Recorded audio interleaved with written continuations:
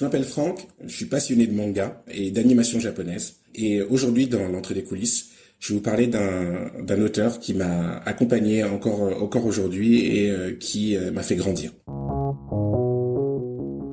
Bonjour, tu en as assez de tourner en rond sur les mêmes coups de cœur artistiques? Tu as envie d'élargir ton horizon culturel, de te bousculer un peu? Tu es au bon endroit. Tu écoutes la rubrique Bouche à oreille de l'entrée des coulisses, le podcast qui soutient la diversité artistique en rendant visibles les artistes méconnus et talentueux. Dans cette rubrique, une personne comme toi partage son coup de cœur, celui qui a marqué sa vie. Si, carrément. Et ensemble, nous allons écouter un petit bout de son cœur.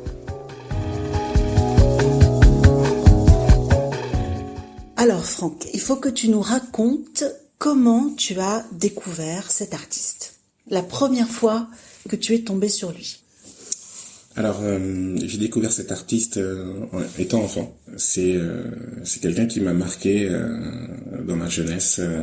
Ça doit être aux alentours de 88, je pense, 88, 89, j'avais 11 ans. Ouais.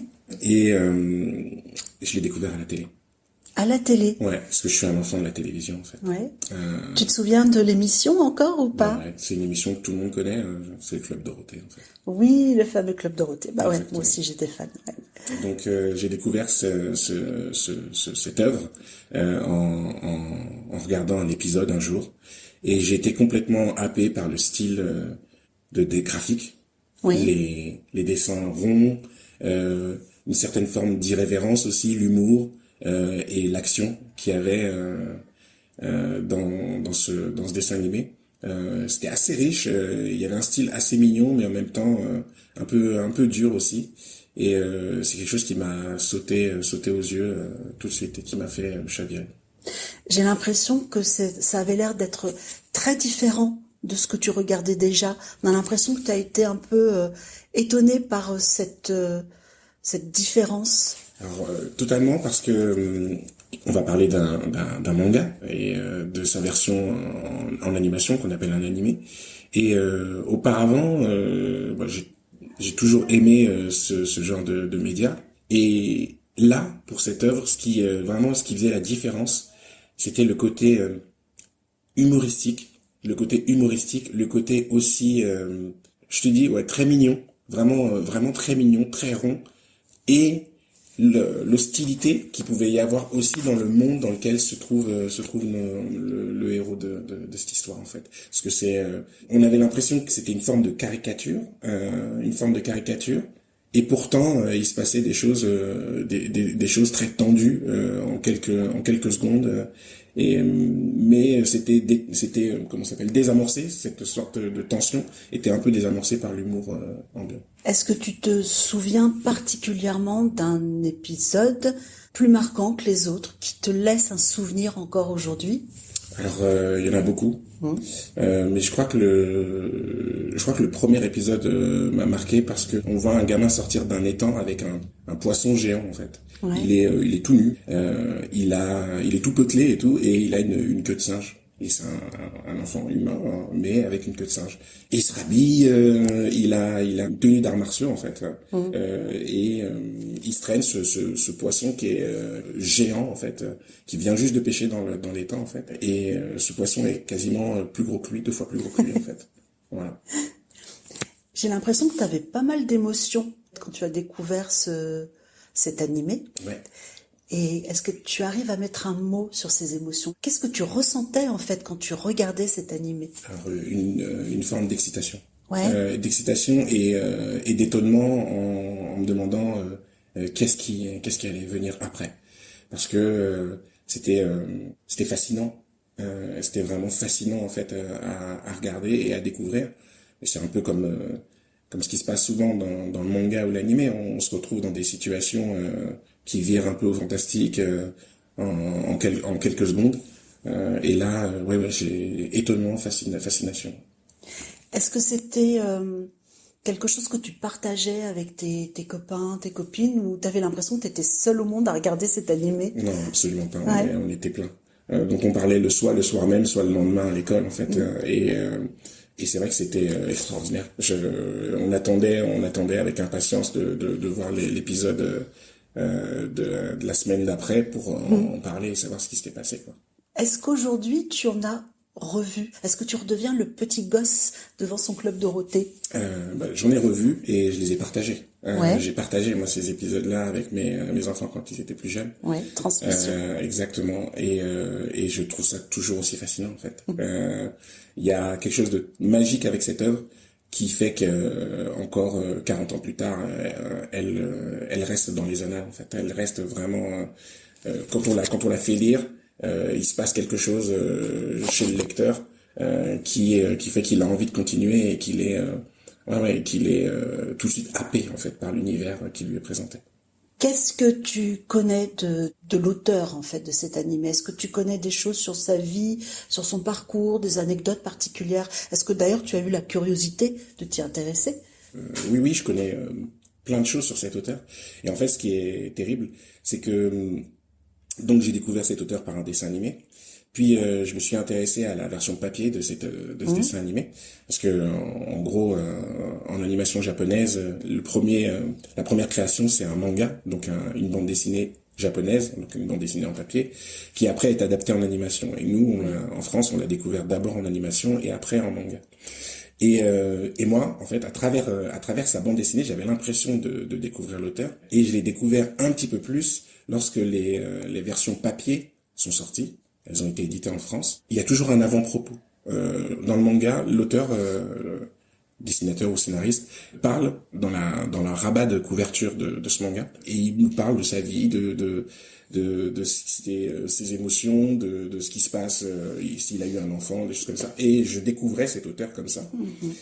Oui, j'ai cherché à en savoir un peu plus parce que j'étais fan de manga. Oui. Et donc, je me suis mis à écrire un fanzine avec des amis. D'accord. Ce qu'on faisait, c'est qu'on allait chercher des traductions en anglais soit dans des magazines pirates ou dans d'autres fanzines, et on se renseignait aussi auprès de membres d'un club qui a créé un fanzine qui est devenu un magazine aujourd'hui, qui s'appelle Animeland. Et on leur demandait, mais vous, qu'est-ce que vous savez sur cet auteur? Est-ce que vous pouvez nous dire des choses? Et on s'envoyait des lettres. Et on apprenait des choses sur nos séries et nos auteurs préférés. Il semblerait en fait que cet auteur soit quelqu'un de très feignant et que en fait il n'aimait pas tant que ça dessiner, et que sa vraie passion en fait c'était les motos, les tanks et les maquettes. D'accord. Et qu'en fait il dessinait pour gagner assez d'argent pour acheter des maquettes et les monter, et puis assouvir sa passion de la mécanique et des designs d'automobiles, des choses comme ça. Ça casse un peu le mythe, ah non? Ouais, totalement, et en même temps c'est fascinant parce que il a vraiment un humour extraordinaire, ce monsieur, et son œuvre est bercée d'un certain humour qui rappelle un peu le cinéma muet, mais les parodies aussi un peu comme le magazine Mad. Je sais pas si vous voyez, mais un humour très potache. Et il a un trait aussi qui est très rondouillard, enfin qui au début était très rondouillard. Et on ressent ça chez lui, on ressent une forme de, je sais pas, de marge, une sorte de marge. Je sais pas s'il avait pas dessiné, je sais pas ce qui serait advenu de cette personne, en fait. Si tu devais dîner avec lui, admettons, dans un monde idéal, tu peux te retrouver devant lui, voilà, on t'invite à dîner, et c'est lui. Qu'est-ce que tu aimerais bien lui dire? Quelles questions tu aimerais bien lui poser? J'aimerais bien lui demander s'il a été heureux. S'il a été heureux? Pendant la conception de deux de ses œuvres majeures. Est-ce qu'il a été heureux de faire ces œuvres-là? C'est la question que j'aimerais lui poser, parce que en tant qu'artiste, des fois, on fait passer des choses, mais on se demande à quel point les épreuves qu'on traverse inspirent notre œuvre. Et il y a des moments qui sont très drôles dans le manga dont je parle, mais il y a aussi des moments assez sombres, et même des moments où on sent même une forme d'épuisement dans le trait, dans ce qu'il a raconté. Et j'aurais aimé lui demander s'il a été heureux et à quel moment de la création de cette œuvre. Est-ce que cet animé particulièrement, est-ce que cet auteur t'a apporté quelque chose à toi personnellement? Est-ce qu'il y a comme une sorte de leçon, d'apprentissage? Alors énormément. Il y a deux choses moi qui m'ont marqué chez lui. C'est que premièrement, dans cette œuvre, le protagoniste se retrouve à devenir ami avec les ennemis d'avant. Et donc, il réussit à convertir et à faire entrer dans sa famille d'adoption, toutes les personnes qu'il a affrontées auparavant, en fait. Et moi, c'est un leitmotiv incroyable. C'est-à-dire que, le personnage principal a une forme d'innocence, de naïveté. Et il voit en ses antagonistes, il voit chez les gens qui l'entourent, je pense, toujours le bon, en fait, et il est inspirant pour ça. Donc moi, c'est quelque chose qui m'a beaucoup guidé en me disant te fie pas aux premiers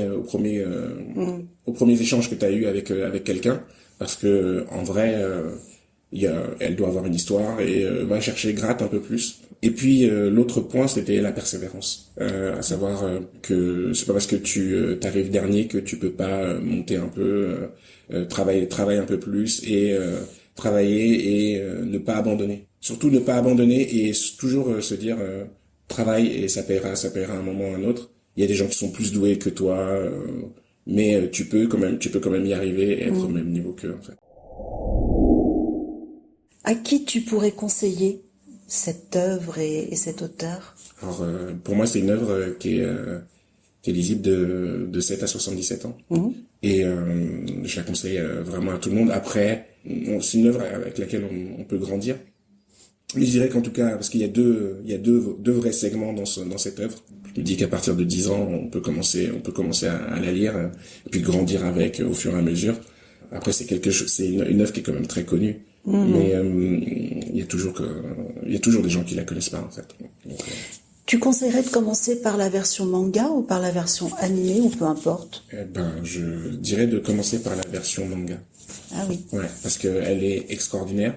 Alors il y a pas les couleurs, il y a pas les voix, il y a pas la musique, mais il y a tout ce que contient la version animée, avec plus de détails, une richesse dans le trait qui est incroyable. Et ouais, je conseille la version manga, la version papier 1000 fois.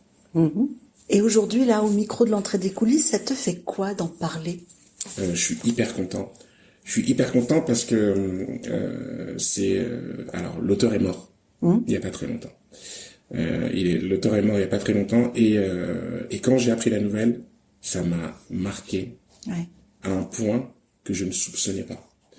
Et c'est vrai que cet auteur, c'est quelqu'un qui a été une charnière dans ma découverte de la pop culture japonaise, qui était autant de la culture vidéoludique que musicale, autour du manga graphique, en fait. Ouais, d'en parler, ça me permet de mettre en avant un homme qui a beaucoup compté pour moi, et qui a compté pour des millions de personnes dans le monde, en fait.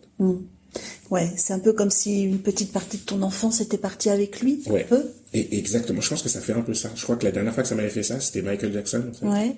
Et du coup, mettons fin au suspense. Tu nous présentes.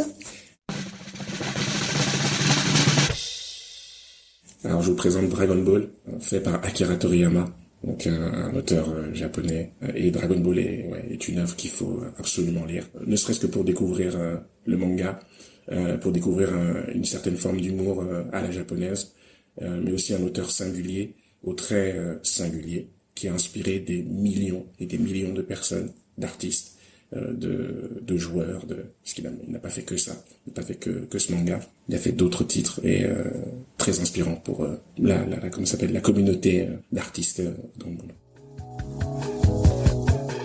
J'espère que Franck t'a donné envie, comme moi, de découvrir ou de redécouvrir Dragon Ball de Akira Toriyama. J'avoue que j'ai peu d'accroche dans l'univers du manga et que je ne soupçonnais pas du tout ce qui se cache derrière Dragon Ball. Pour aller plus loin dans cette découverte, file sur le site de l'entrée des coulisses, le lien est dans la description. Tu y trouveras des visuels de ce manga et des infos sur son créateur. Et puis cela te fera patienter en attendant la prochaine rubrique et surtout l'épisode long format où je reçois un ou une artiste au cours d'une interview intimiste avec plein de petits bouts de son cœur dedans. Si, carrément. Allez, zou, on referme cette rubrique.